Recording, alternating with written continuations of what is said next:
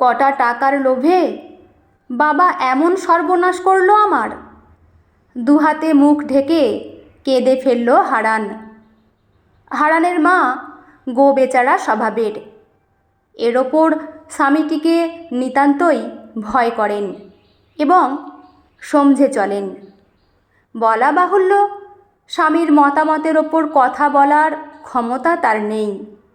কাজেই ছেলের দুঃখে বুক ফেটে গেলেও করার কিছুই ছিল না। তার হাত পা বাঁধা।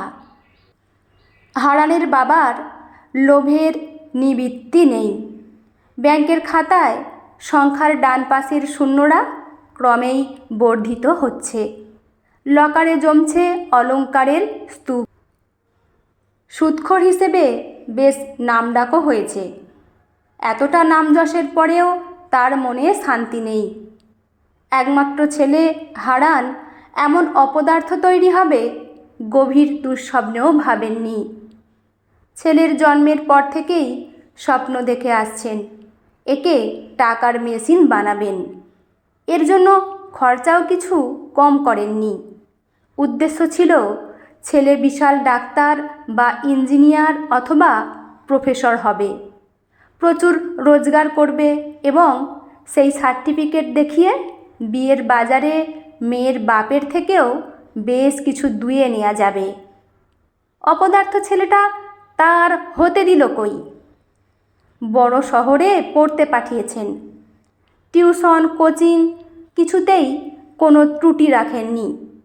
কিন্তু ছাগল দিয়ে কি আর হাল চালানো যায়? হারান ঘষে ঘষে কলেজ পাশ করেই খান্তি দিল। টাকার মেশিন আর হয়ে উঠতে পারল না। চাকরি খুঁজছে, কিন্তু পায়নি এখনও।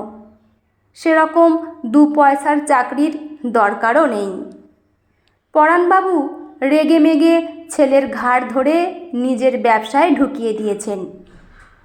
সুদের ব্যবসায় নয়, ওটা সম্পূর্ণ তার ডিপার্টমেন্ট। বাজারে তার চালের আড়ত আছে, সেখানেই ঢুকিয়ে দিয়েছেন হারানকে। বলেছেন কথার অবাধ্য হলে লাথি দিয়ে বাড়ি থেকে বের করে দেবেন, ত্যায্যপুত্র করবেন।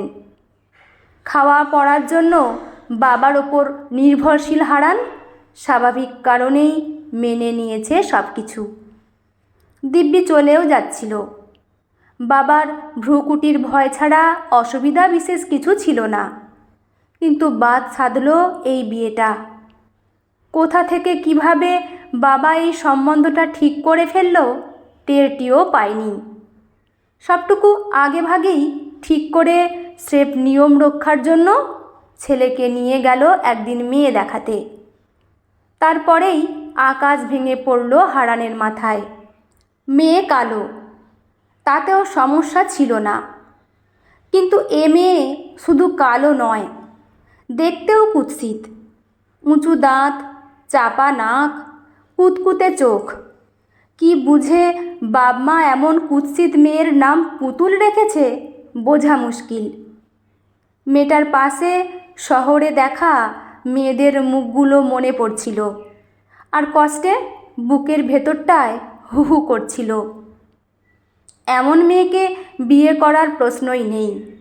জীবনে প্রথমবার বাবার বিরুদ্ধে দাঁড়িয়ে বলল কিছুতেই এই মেয়েকে বিয়ে করবে না। বিষ খেয়ে মরবে, তবু এই মেয়ে তার বউ হতে পারবে না।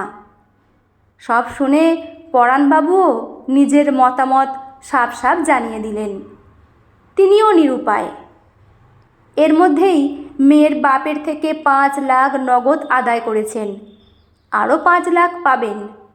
হাতের লক্ষ্মী পায়ে ঠেলার মতো বোকা তিনি নন, সেটাই জানিয়ে দিলেন ছেলেকে।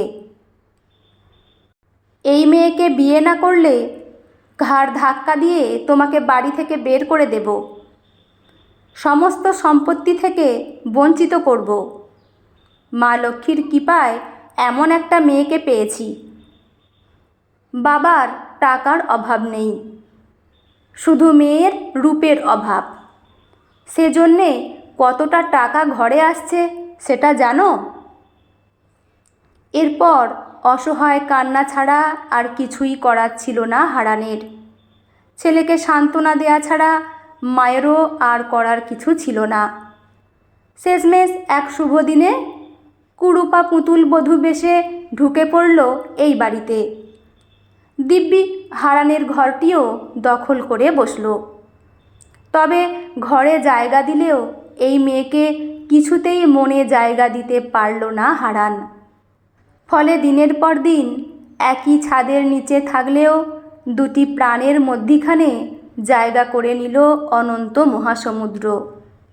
সেই সমুদ্র পার করে যাওয়ার কোনো ইচ্ছে বা উৎসাহ কোনোটাই ছিল না হারানের, বলাই বাহুল্য। দিনে দিনে এমন অসুস্থ দাম্পত্য দুর্বিষহ হয়ে উঠল হারানের কাছে। সবচেয়ে গায়ে লাগত যখন দেখত পুতুলও সেই সমুদ্র পার করার কোনো চেষ্টাই করছে না।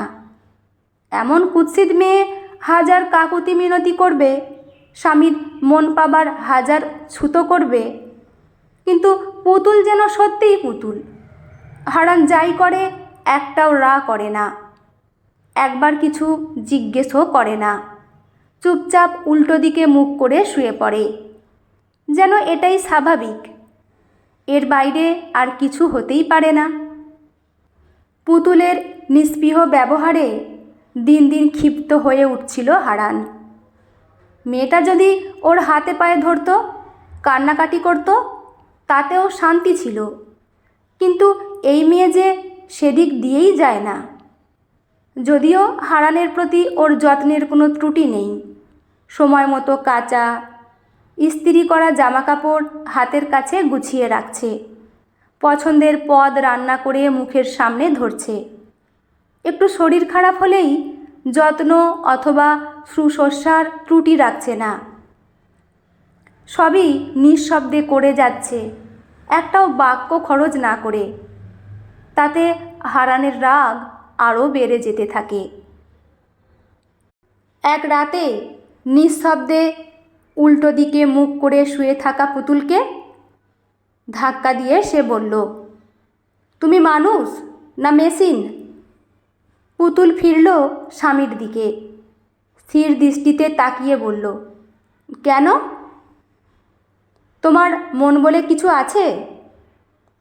সে আপনি যা ভাববেন। আবার পাশ ফিরে শুলো পুতুল। কি বলবে ভেবে না পেয়ে হারান চুপ করে গেল। নিষ্ফল আক্রোশে জ্বলতে থাকলো সারা রাত। পরদিন সকালে উঠে পুতুল আবিষ্কার করল হারান পাশে নেই, সারা বাড়িতে নেই, কোথাও নেই। অনেক খোঁজাখুঁজির পর বালিশের নিচে একটা চিরকুট খুঁজে পাওয়া গেল। তাতে লেখা, আর একটা দিনও তোমার সাথে কাটালে নিঃশ্বাস বন্ধ হয়ে মরব। চললাম শহরে, আর ফিরব না, বাবাকে বলে দিও। বাড়িতে হুলস্থুল পড়ে গেল। নির্বাক রইল শুধু পুতুল। সে আরও মন দিয়ে আরও একাগ্রতায় ঘরের কাজকর্ম করে যেতে লাগল। মাসখানেক হয়ে গেছে বাড়ি ছেড়ে এসেছে হারান। উঠেছে এক বন্ধুর বাড়িতে। বাবার ছায়া মাথা থেকে সরে যাওয়ার যে ভয়ে আক্রান্ত ছিল, আজ তা কেটে গেছে অনেকটাই। দিব্যি তো আছে, অসুবিধে তো হচ্ছে না বিশেষ, বরং হাঁপ ছেড়ে বেঁচেছে। ওই মেয়েটার সঙ্গে এক ছাদের নিচে আর থাকতে হলে মরেই যেত। আর যাই হোক, একটা রোবটের সাথে সংসার করা চলে না। নিজের প্রতি বিশ্বাস দেখতে দেখতে বেড়েই চলল ওর। বাবার ছায়া ছাড়াও চলতে পারে সে। বুঝুক সবাই, বিশেষ করে বাবা। চাকরি খুঁজছে, মোটামুটি সম্মানজনক কিছু পেয়ে গেলেই নিজের জন্য আলাদা একটা ঘর খুঁজে নেবে। একেবারে স্বাধীন জীবন, ঝাড়া হাত পা। যদিও বন্ধুর বাড়িতে বিশেষ সমস্যা হচ্ছে না, বরং বেশ আদরেই আছে।